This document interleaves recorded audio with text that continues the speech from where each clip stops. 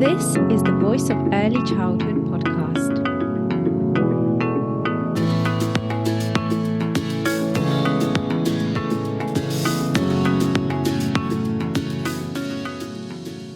Hello, everyone. Welcome to the Voice of Early Childhood podcast. My name is Angelica Solinska. I'm the host, and today I am joined by the lovely Julie Fisher. Thank you very much, Julie, for coming on to the Voice of Early Childhood. That's my pleasure. Thank you for the invitation. So in this episode, we are in conversation with Professor Julie Fisher all about the 5th edition of her seminal text, Starting from the Child. Julie Fisher is an early years advisor and visiting professor of early childhood education at Oxford Brookes University. So it's really great to have her on talking about her latest edition. So Julie, once again, thank you so much. And it's really an exciting time, isn't it? Because it's right before your new book launches. So Starting from the Child really is a seminal text. It's been a valuable source of knowledge for educators since the late 90s, I believe. So yes, let's crack on with you hopefully giving us a bit of an introduction to the text itself that was published back in 1996 before we really delve into this new 5th edition. Okay, Angelica. Well, I think the story of Starting from the Child in its various editions has been the story of early childhood education since the introduction of all of the reforms, if you like, to early childhood education, which meant that we were faced with desirable learning outcomes and ultimately the EYFS, baseline assessment, and all of the other things that the government has introduced in order to standardize the experiences that young children have, and in order to challenge all of us, I think, to think about whether all children are having the same experiences, but then whether or not they all need to have the same experiences. So there's been a lot of challenge since the introduction of the EYFS, and as far as I can see it, a lot of tension, because the book was first written when the desirable learning outcomes were still on the horizon. And I was working as a lecturer when I was at Reading University with a wonderful reception teacher who had a very large class in the days before 30 was the maximum. Oh, wow. But managed to capture everything that I would want to see reception class children experiencing.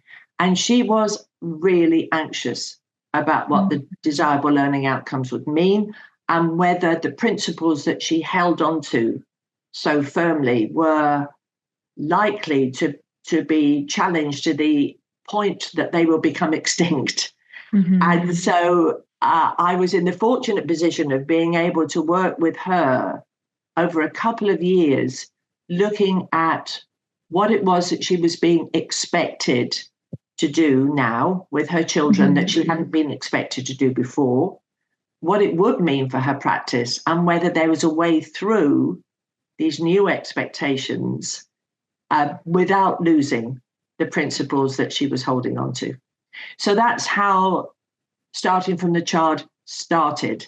And each edition has been written at a time when there's been another slight hiatus about what the government was asking, because over time it has become more and more prescriptive. What we want children to learn, it says in New Development Matters. And it's not just what children have been expected to learn that has been prescribed. That inevitably has changed the role of the adult. And so also Starting from the Child has, within each edition, tried to look at the most recent expectations and how, again, you can be the adult that most of us who work with young children instinctively feel we should be, and yet delivering a curriculum that doesn't belong to the child, but belongs to the adults who've designed the EYFS, and believe that that's what all young children should experience. And, you know, I've said before in another forum that I see the shift in myself, because I was a young teacher when there was no desirable learning outcomes, there was no national curriculum, there was no EYFS, there was no SATs, there was no Ofsted. Right, okay. That's a very different world to today. You know, that for some young teachers is like me coming out the TARDIS, I think. And that young teacher was told when I went out on teaching practice, don't forget, Julie, your job is to inspire these children. Now, I think the best teachers, the best early years practitioners still do inspire children, but I think it's harder, because along that continuum of expectation about our role, we've gone from adult inspired to adult insisted.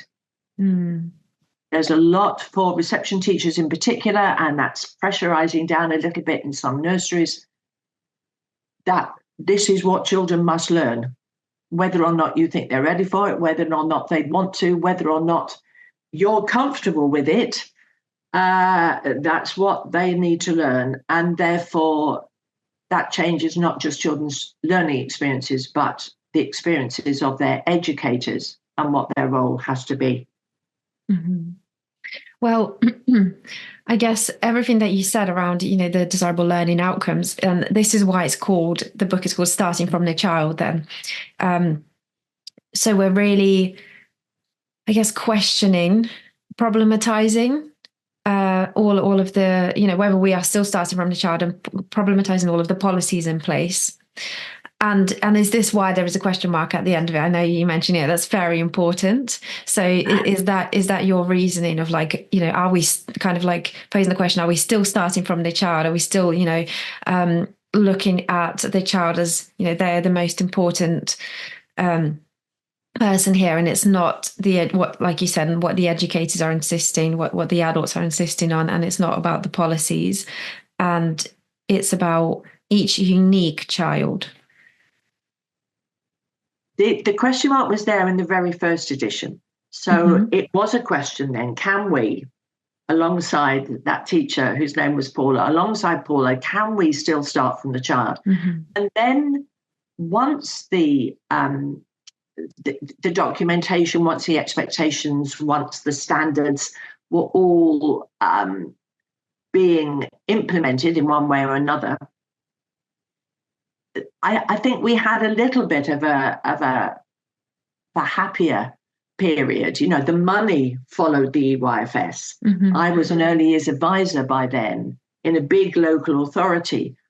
We had money. I had a number of advisory teachers who were there to train, to support, to identify need, to meet that need. People felt that they belonged to this early years community where suddenly early years was being respected.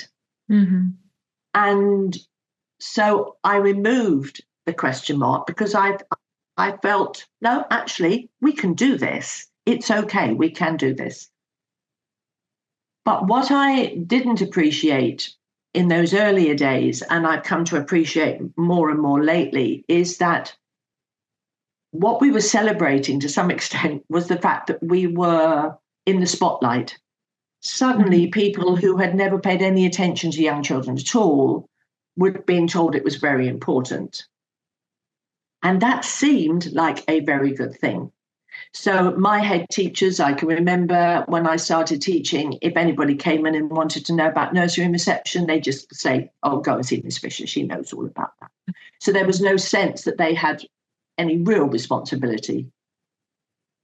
But the more responsibility some of these more senior people gained, the more we have problems.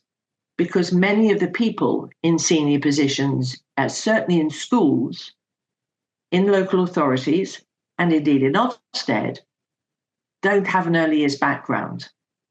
And therefore, they have this responsibility, but didn't know what for. And when they were asked to make judgments, very often made judgments through the lens of their own previous experience. So if they'd only ever taught year 5 and year 6, which many had, then they couldn't understand this mess that they saw, this activity that they saw, this chatting that they saw. And they became, as people are, when they're in a position of authority and they're supposed to know, they became kind of a bit resistant and anxious because they felt as though they didn't understand this, and therefore they resorted to what they did understand. So, I don't know, I'm not going to observe play when I come in, but I'd love to see your phonics lesson, because that's what they understood. So the very spotlight that we were given became problematic. Mm-hmm. And then, to jump to edition 5, in the last 10 years, the level of prescription has become such that the question mark had to go back. And that's why it's there in the 5th edition, because one of the things that I always think about and have thought about since I've become an independent consultant, and therefore I do a lot of training right around the country, is that when we did training in our local authority and people were learning about young children, they were really excited that we were giving them messages that they felt resonated with what they understood about the children they were teaching. Mm-hmm. That we talked about play, we talked about child development, we talked about curriculum, but only through those lenses of understanding how children learn best. Things that I was conscious of when we were working in those halcyon days in my local authority, where people were coming on lots of training, they were networking together, they were enjoying talking about children, what they understood about child development and about play, how they were managing, the new curriculum and all of its expectations. But there was real joy in that we loved it, they were loving it, and they went away always feeling buoyed by the fact they belonged to this early years community, all of which understood them and all of which was working in the best interest of children. In the last 10 years,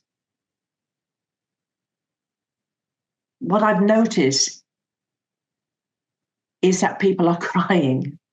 When I hear stories about transition into year 1, which is another piece of work you probably know that I do, teachers on courses about transition talk about their children crying, talk about children making a move where they're suddenly expected to sit down, they're suddenly expected to be writing most of the day, where there's no play. Now, this isn't universal, of course. Some schools work incredibly hard to make that transition seamless. But teachers talk about their children crying, and teachers cry. Teachers cry not just on transition courses, but on other courses that I run. And I'd like to think it's not because of what I'm saying. It's because what I'm saying feels to them in some situations to be not possible.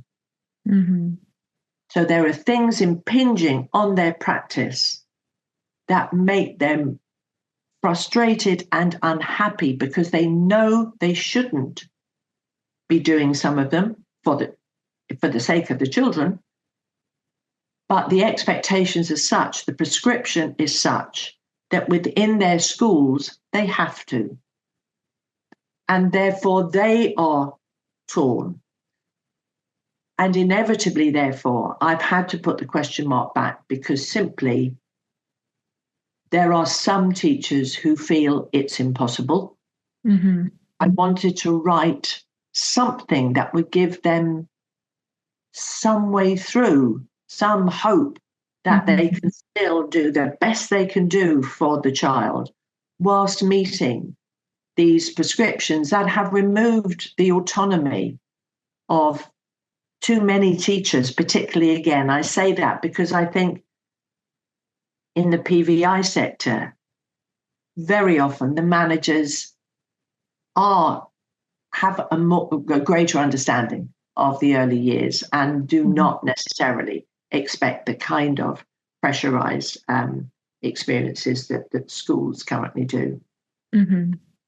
I could really hear that, what you were saying about educators losing hope. They really have that lack of professionalism and lack of agency and lack of respect in schools in particular because of the senior leadership teams, because of the policies in place.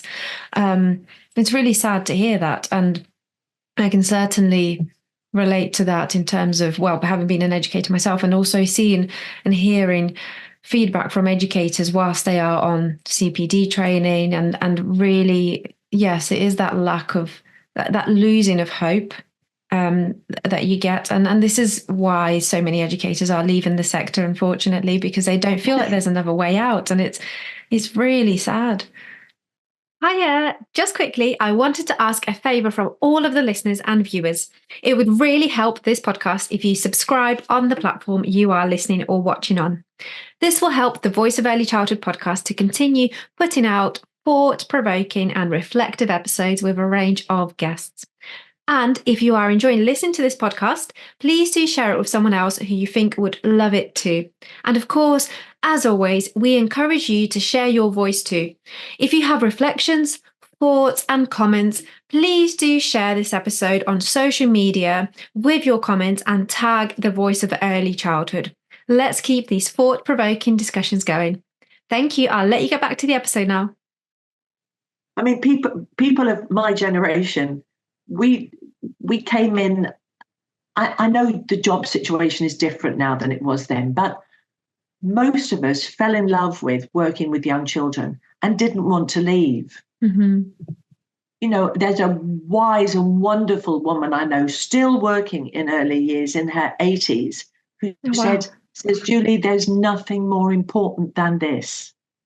And because we were, for the majority of our working lives, able to work in the ways that we believed were right, we have stayed trying to fight for the younger generation of educator who is coming into a world where, as you say, that agency is being lost.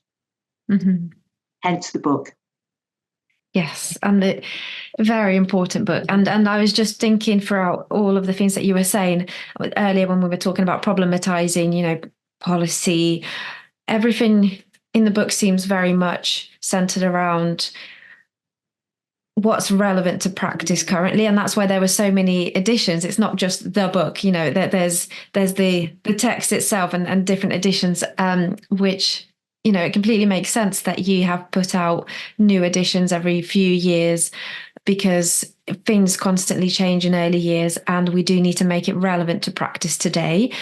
There are so many books out there that are very kind of theoretical, even if they're not talking about theory and pioneers or anything like that, they are still rooted in theory and they link back to practice. But I feel like this is always very relevant, the work that you do. Like you say, you're still working in the sector with educators and you are very in tune and in touch with all the struggles, the challenges that they're going through. And I think that's the important part to really reflect in books so that educators can relate. And maybe this is why they cry, on your training, because they feel like someone's heard us, someone understands.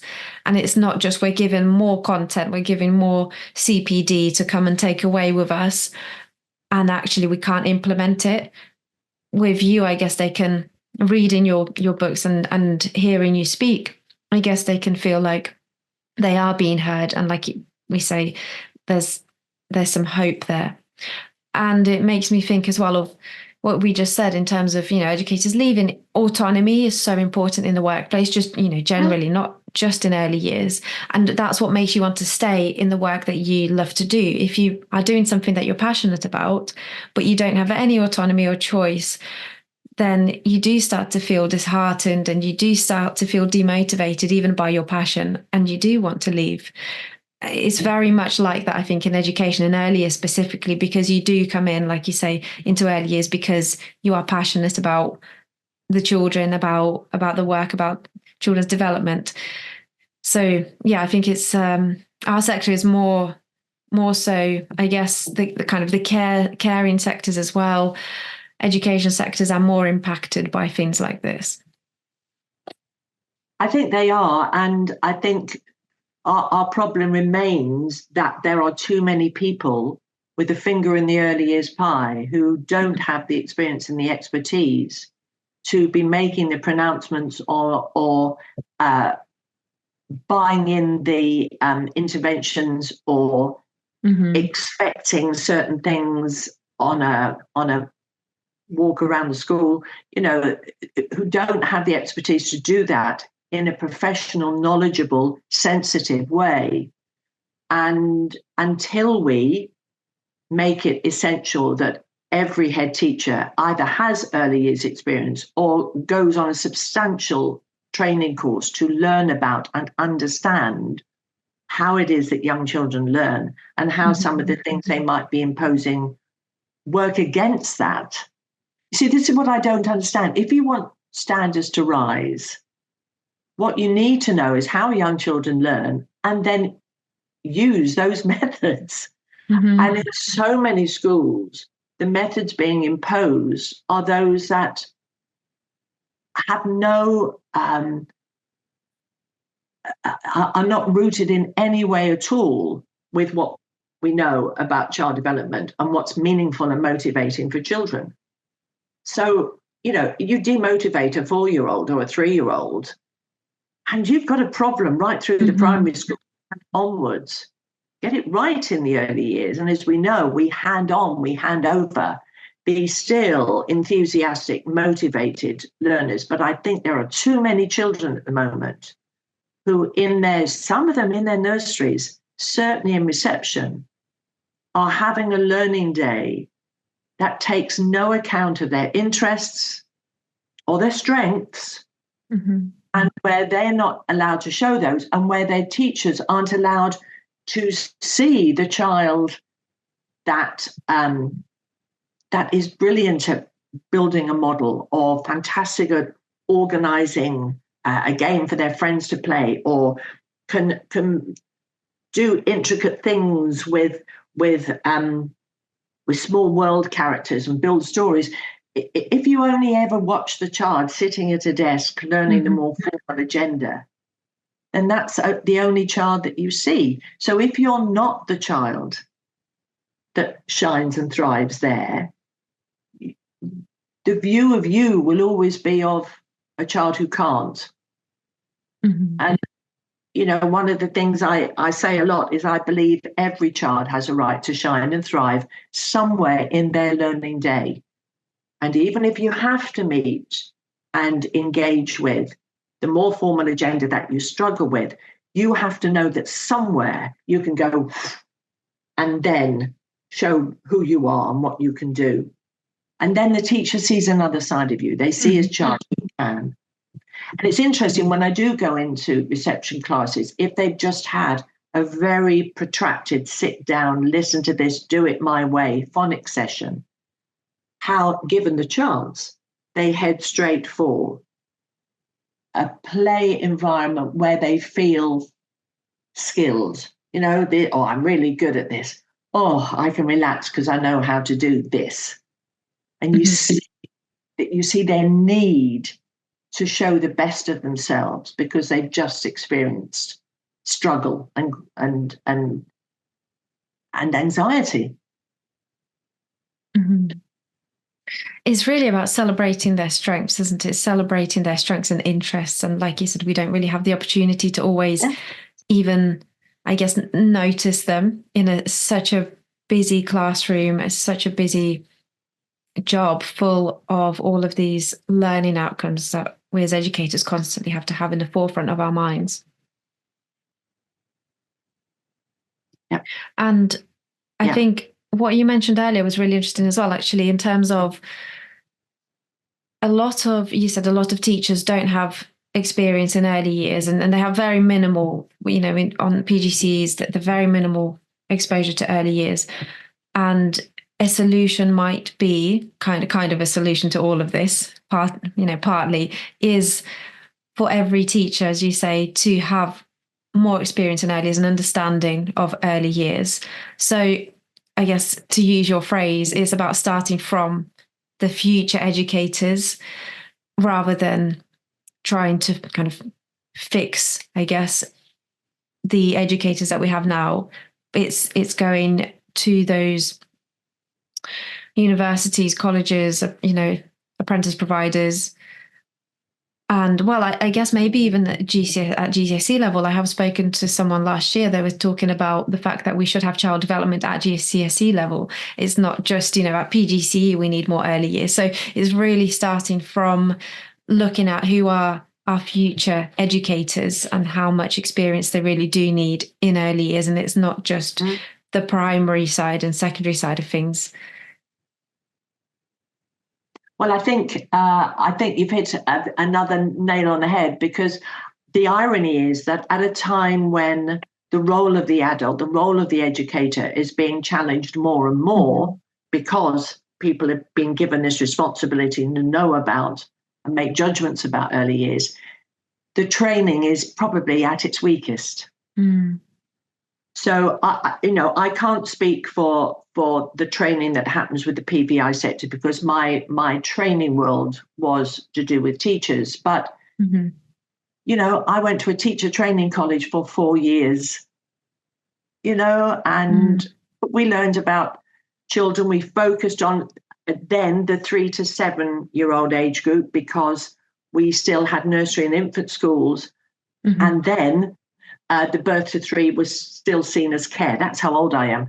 But 3 to 7, we focused on. We weren't expected to learn about a greater range, nor were people who did the primary courses expected to know about early years. So I think the first thing is we need to get the early years training right for the early years educators. Then we need to say, actually, if you're going to teach junior school children, you need to know how reading develops. You need to know how children's mathematical development is best motivated and best built on. And then we need to get to, that means that when those junior school teachers become heads, they'll have had some knowledge, even if not experience. And then we have to insist that they all have some sort of training that makes them in some way knowledgeable. Because those heads then go on to be Ofsted inspectors often. You can just see exactly the ricochet that you're talking about. But we have to start with firmer, longer, more principled training for teachers that doesn't just focus on literacy and numeracy and how you teach those, but teaches the things that we know matter to the development of young children. So I'm with you all the way. Yes, let's get to training. And it's not the fault of the universities. You will know how prescribed now their curriculum, their programs are prescribed largely by Ofsted. And whilst Ofsted's focus remains as narrow as it is, then we are producing a generation of young teachers whose knowledge is relatively narrow. And that's not helpful when you're faced with a nursery group or a reception class of 20 or 30 children, all unique individuals. And what a joy that is that they are. And what we are faced with is an education system that's trying to standardize them all, so that they all have these experiences, so they all learn these things, so they all reach these goals. And they are too individual to have those experiences at the age that they are. And we should follow that idiosyncratic journey that they take with understanding, with knowledge about child development, with knowledge about the curriculum and how it develops, with knowledge about how to create environments, but with knowledge so that we're not worried about the fact that all children every day aren't having exactly the same experience, because actually it's part of the strength of early years. is that we see where their interests are, we see where their strengths, as you talked about earlier, are, and then we know how to help them to their next stage, not ours. Because if every next stage or next step or whatever is one that somebody else chooses for you, then that isn't how learning works. Even when you're an adult, we pick things up as adults, don't we? We struggle with something and we need an expert on hand to say, this is the bit you need next. We don't read, well, not all of us read the blooming manual to start with and expect to learn, page 17 and then but that's what we're expecting of children. This today, so you will do that tomorrow.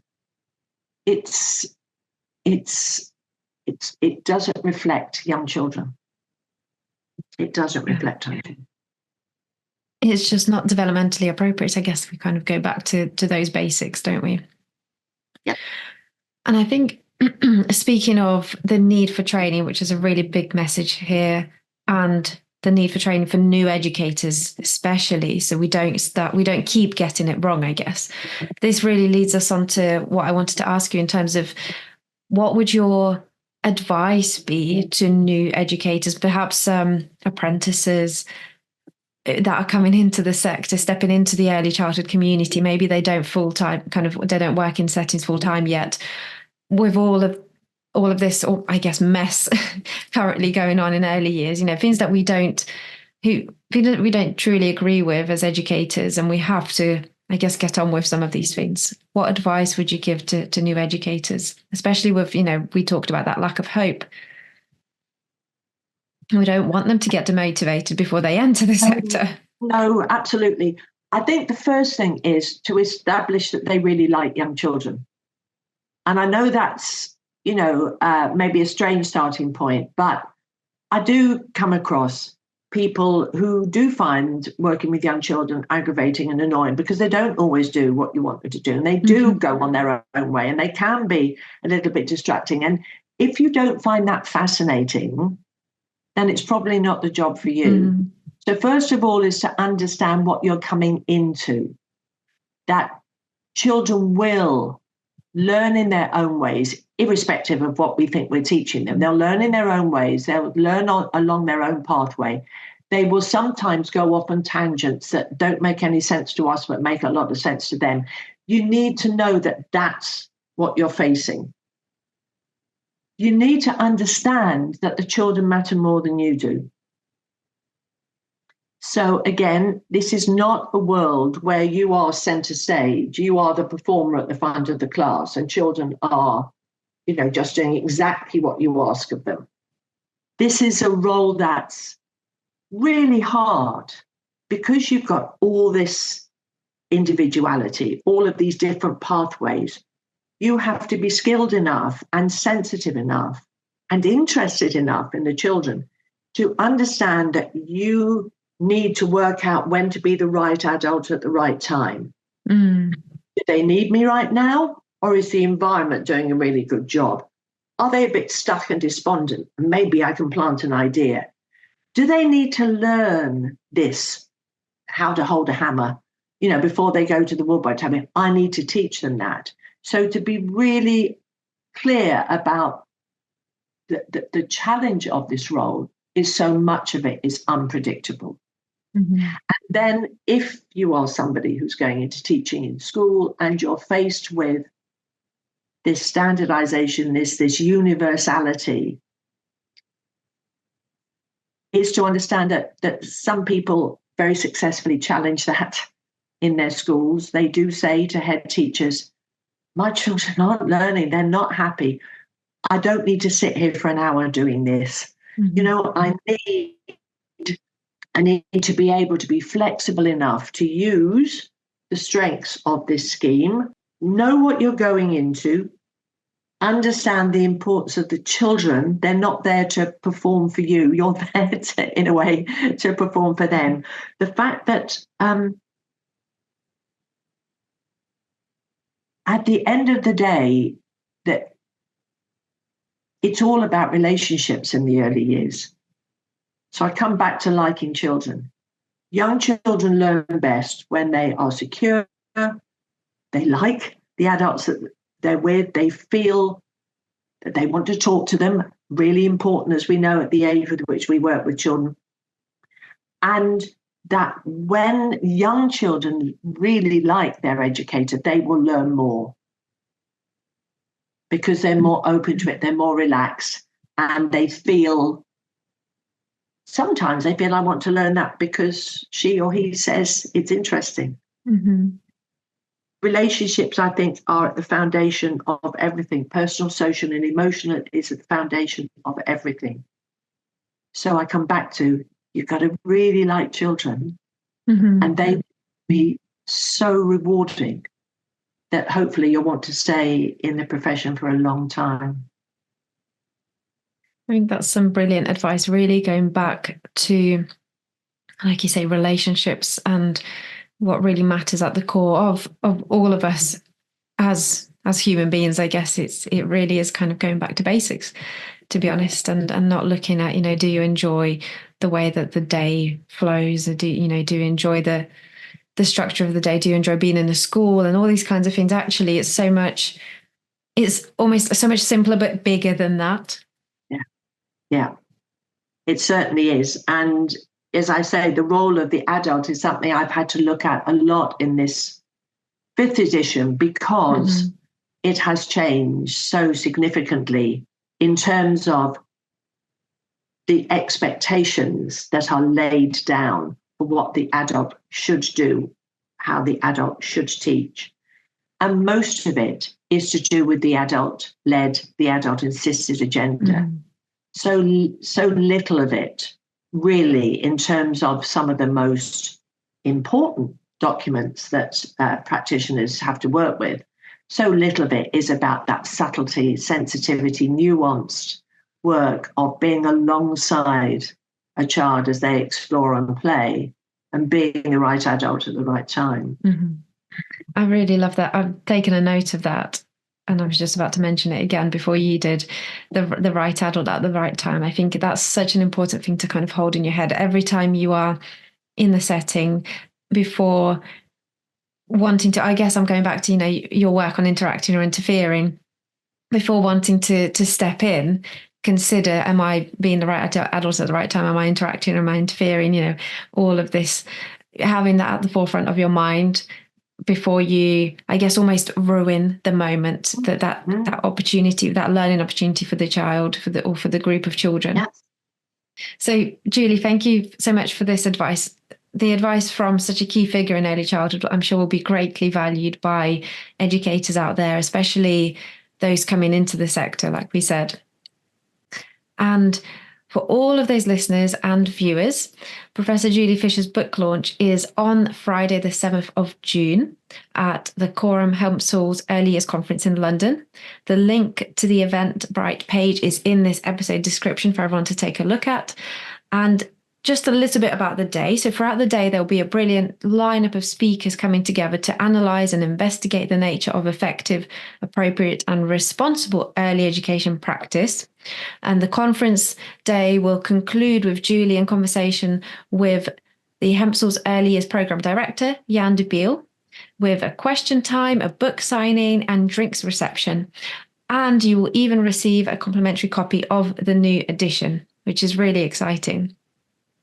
So thank you, Julie, once again for being part of the Voice of Early Childhood podcast. It's been brilliant to have you on.